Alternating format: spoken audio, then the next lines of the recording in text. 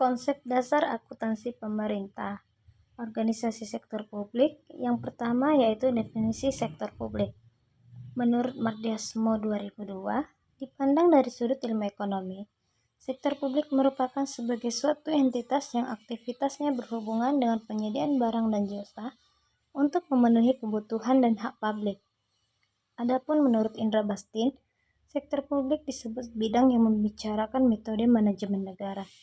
Dalam arti sempit dapat diartikan sebagai pungutan oleh negara.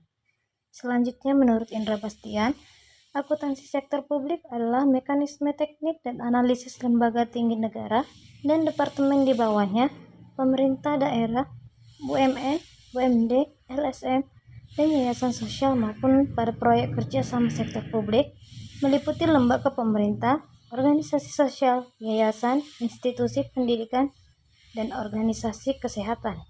Selanjutnya yaitu perbedaan sektor publik dan swasta. Sektor publik, tujuan organisasi bersifat non-profit motif, sumber pendanaan melalui pajak, retribusi, utang, obligasi pemerintah, laba BUMN, BUMD, penjualan aset negara, dan sebagainya. Pertanggungjawaban kepada masyarakat dan parlementer, struktur organisasi, birokratis, kaku, dan hierarks, karakteristik anggaran terbuka untuk publik, sistem akuntansi, cash accounting. Pada sektor swasta, tujuan organisasi bersifat profit motif, sumber pendanaan melalui pembiayaan internal dan pembiayaan eksternal, pertanggungjawaban kepada pemegang saham dan kreditor, struktur organisasi bersifat fleksibel, datar, piramida, lintas fungsional, dan sebagainya. Selanjutnya mengenai komponen lingkungan sektor publik. Komponen lingkungan sektor publik antara lain sebagai berikut. Yang pertama, faktor ekonomi meliputi pertumbuhan ekonomi, tingkat inflasi, tenaga kerja, nilai tukar mata uang, dan lain sebagainya. Yang kedua, faktor politik meliputi hubungan negara dan masyarakat, legitimasi pemerintah, tipe rezim yang berkuasa, jaringan internasional, dan kelembagaan. Yang ketiga, faktor kultural meliputi keragaman suku, ras, agama, bahasa, dan budaya, sistem nilai masyarakat, historis, sosiologi masyarakat, karakteristik masyarakat, dan tingkat pendidikan. Terakhir yaitu demografi, meliputi pertumbuhan penduduk, struktur usia penduduk, migrasi, dan tingkat kesehatan. Berikut yaitu sistem pemerintahan otonomi. Ada 3 lingkup pemerintahan di Indonesia, yaitu yang pertama pemerintahan pusat, pemerintahan provinsi, dan pemerintahan kabupaten atau kota. Pemerintahan yang menghasilkan pendapatan menggunakan sistem bagi hasil, alokasi dana umum, hibah atau subsidi antar entitas pemerintahan. Yang berikut yaitu pengaruh proses politik. Pengaruh proses politik dilaksanakan untuk mewujudkan kesejahteraan rakyat dan keseimbangan fiskal. Berlangsungnya proses politik berpengaruh terhadap berbagai kepentingan yang ada di masyarakat. Selanjutnya yaitu mengenai pembayaran pajak dan pelayanan pemerintah, efisiensi pelayanan yang diberikan pemerintah dibandingkan.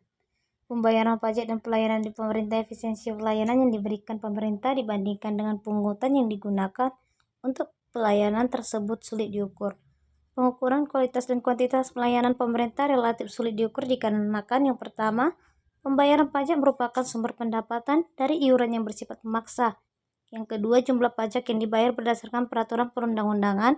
Dan yang ketiga, dengan dibukanya kesempatan kepada pihak lain untuk menyelenggarakan pelayanan pendidikan dan kesehatan, pengukuran efisiensi pelayanan oleh pemerintah menjadi lebih mudah. Akuntansi pemerintah. Berdasarkan Permendagri Nomor 64 Tahun 2013, akuntansi adalah proses identifikasi, pencatatan, pengukuran, pengklasifikasian, pengitasaran transaksi dan kejadian keuangan, penyajian laporan serta penginterpretasian atas hasilnya. Standar akuntansi pemerintah yang selanjutnya disingkat SAP adalah prinsip-prinsip akuntansi yang diterapkan dalam menyusun dan menyajikan laporan keuangan pemerintah. SAP berbasis akrual adalah SAP yang mengakui pendapatan, beban, aset, utang, dan ekuitas dalam pelaporan finansial berbasis akrual, serta mengakui pendapatan, belanja, dan pembiayaan dalam pelaporan pelaksanaan anggaran. Berdasarkan basis yang diterapkan APBD, pernyataan standar akuntansi pemerintah yang selanjutnya disingkat PSAP adalah SAP yang diberi judul, nomor, dan tanggal efektif. Adapun akuntansi pemerintah menurut para ahli antara lain sebagai berikut. Yang pertama, menurut Refrison Baswir tahun 2000 nomor 7, akuntansi pemerintah merupakan bidang akuntansi yang berkaitan dengan lembaga pemerintahan dan lembaga-lembaga yang bertujuan untuk tidak mencari laba.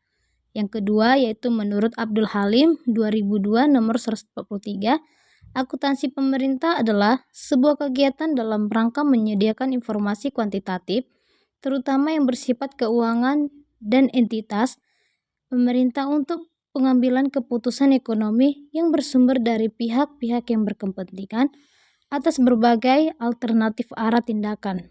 Selanjutnya yaitu karakteristik akuntansi pemerintah. Karakteristik akuntansi pemerintah antara lain sebagai berikut. Yang pertama, pemerintah tidak berorientasi laba.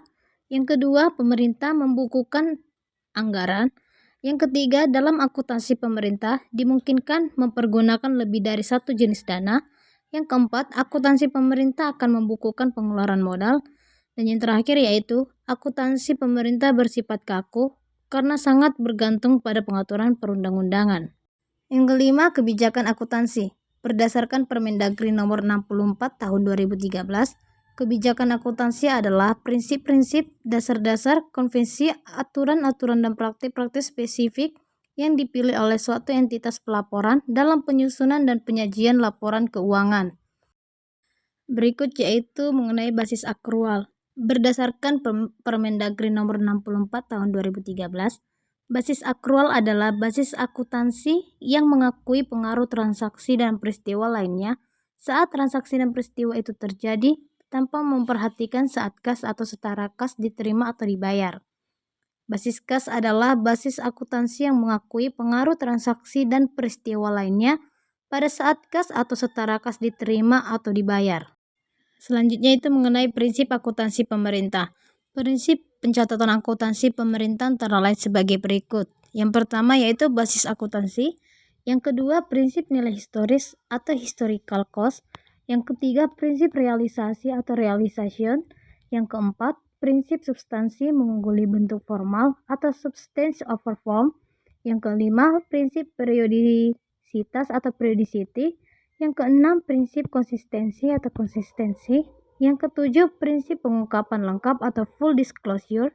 Dan yang kedelapan yaitu prinsip penyajian wajar atau fair presentation. Yang ketujuh yaitu asumsi dasar akuntansi pemerintah.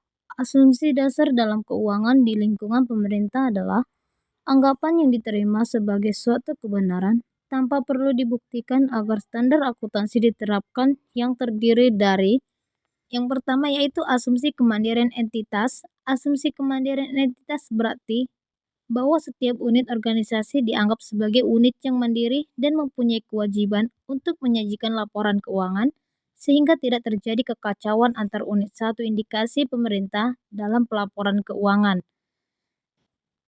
Dan yang kedua yaitu asumsi kesinambungan entitas. Laporan keuangan disusun dengan asumsi bahwa entitas pelaporan akan berlanjut keberadaannya. Selanjutnya yaitu karakteristik kualitatif laporan keuangan.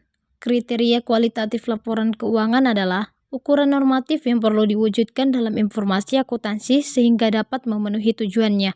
Persyarat normatif yang diperlukan agar laporan keuangan pemerintah dapat memenuhi kualitas yang dikehendaki adalah sebagai berikut.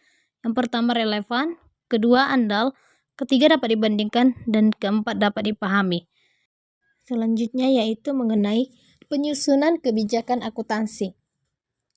Laporan keuangan merupakan laporan yang terstruktur mengenai posisi keuangan dan transaksi yang dilakukan oleh suatu entitas. Adapun penyusunan kebijakan akuntansi yaitu yang pertama, penyusunan kebijakan akuntansi pelaporan keuangan. Yang kedua, penyusunan kebijakan akuntansi akun. Yang ketiga, tujuan laporan keuangan pemerintah. Dan yang terakhir yaitu peranan laporan keuangan pemerintahan. Berikut yaitu mengenai sistem pembukuan. Yang pertama, sistem pembukuan tunggal atau single entry. Sebelum ada Undang-Undang Nomor 17 Tahun 2003, pengelolaan keuangan negara dilakukan dengan pencatatan tunggal atau single entry dengan menggunakan basis cash. Dan yang selanjutnya yaitu mengenai pembukuan berpasangan atau double entry. Tata buku berpasangan atau double entry yaitu pencatatan debit dan kredit. Sejak digunakannya sistem tata buku berpasangan, setiap pencatatan transaksi harus dianalisis terlebih dahulu